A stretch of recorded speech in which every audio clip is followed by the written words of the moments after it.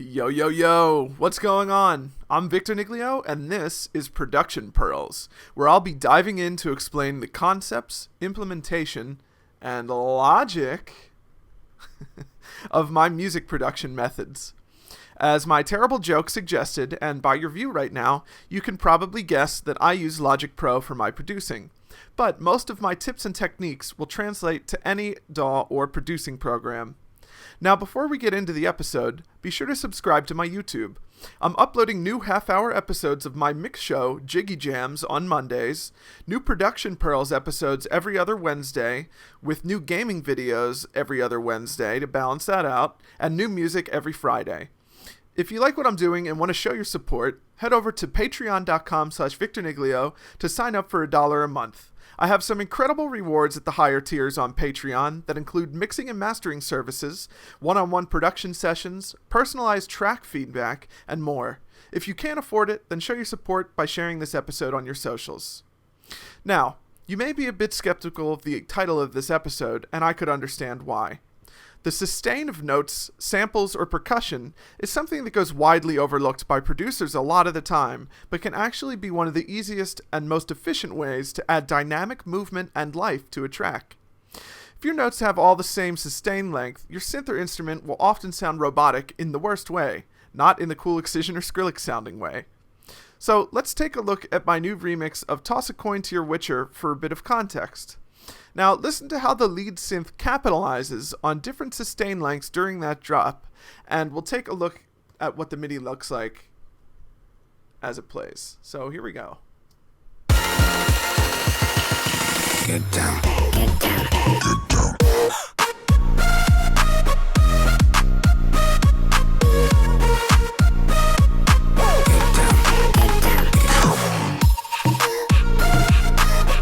Okay, so it's pretty much a banger. I know that. So let's take a synth here. Let's take the synth and solo it and just see, have a listen to see what it's like by itself.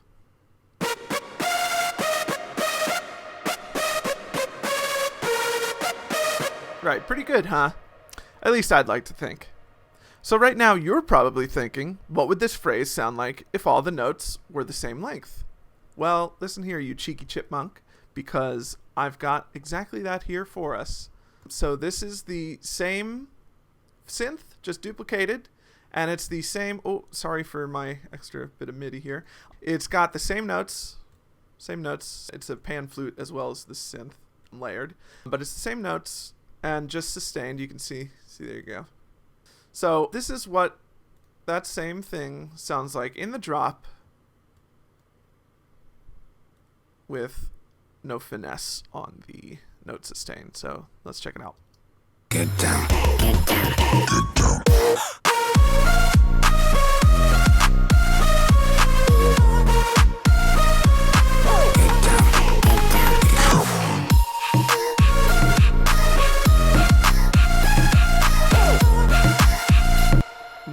Not the hottest thing in the world, to be honest.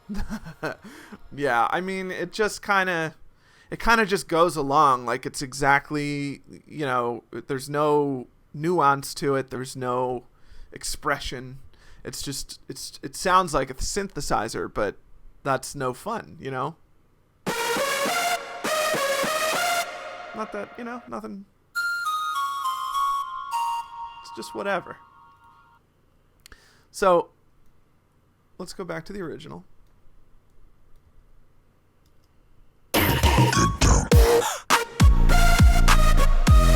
I mean, I only need to play half a bar for you to see how much more energetic that is.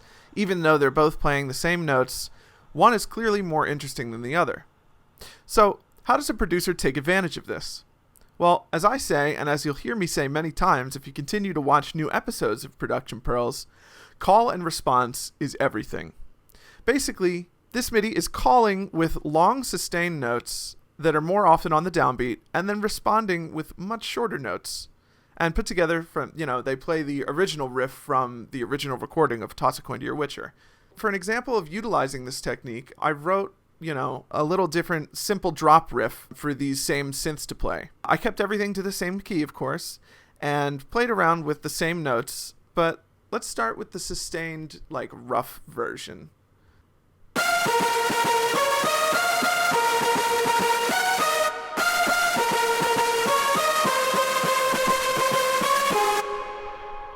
So, you know, let's hear it in the drop.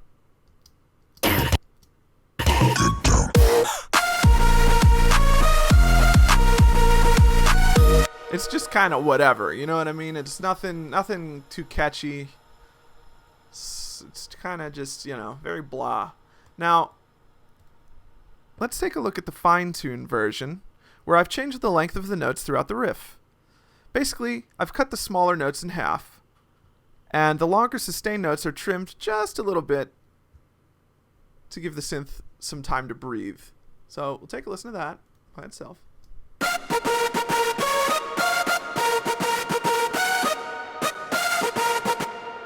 So that's sounding a lot more, you know, dynamic as it is. So let's hear it with the drop. Get down.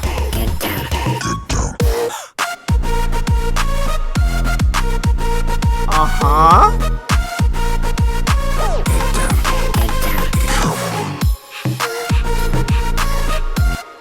Now, I mean, that's just night and day comparatively to the sustained version, which is kind of just trash. Get down.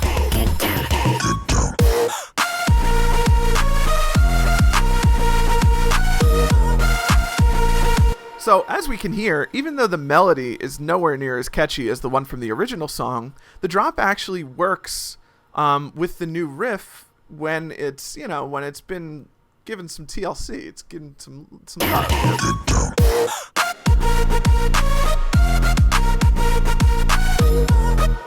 And it works like this because we've kept the energy moving with our arrangement and composition. And this is something that you really don't think about a lot when you're just throwing notes up on a piano roll. You know what I mean? It's something that happens naturally when you're playing an instrument or a piano or something like that. But with synths, it's a little different, and you kind of have to, you know, or 808s, for instance, which you kind of have to take some care and take some time and really dig into it. You know, any type of MIDI samples, percussion, even vocals. I utilize this for almost every layer in every one of my projects, especially in this remix, most notably in this on the lead synths and flutes, and of course the 808. And that's going to wrap up the first episode of Production Pearls, my new YouTube series focused on quick explainer videos of my tips for music production, as well as songwriting and arrangement. Be sure to subscribe on YouTube for new Production Pearls every other Wednesday, new mixes on Mondays, and new music on Fridays. Show your support on Patreon at patreon.com/VictorNiglio, starting at $1 a month, and get exclusive rewards like remix stems, mixing and mastering, early access downloads, and so much more. Patreon is the best way to show some love if you've been enjoying my new content, so even though I'm not a witcher, toss a coin my way if you can afford it. And if not, no worries.